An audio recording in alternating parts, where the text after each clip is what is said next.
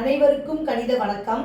இப்போ பார்க்க போகிறது 6ஆம் வகுப்புக்குரிய கணக்கு, முதல் பருவம், பயிற்சி 1இல் 3ல் 7ல் 3வது கணக்கை பார்க்க போகிறோம்.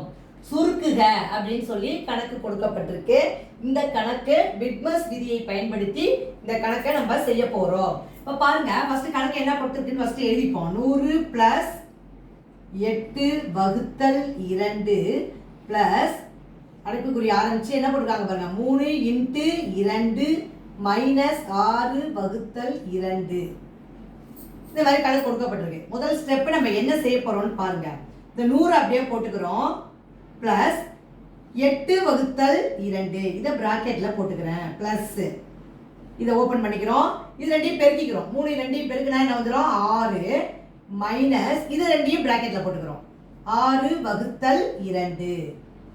இப்போ அடுத்த ஸ்டெப் பாருங்க, 100 பிளஸ் 8 ரெண்டாவது வகுத்தா என்ன வந்துடும், 4 பிளஸ் பிராக்கெட் ஓபன் பண்ணிக்கிறோம், 6 மைனஸ் 6 2 வகுத்தோம்னா 3 கிடைச்சிரும்.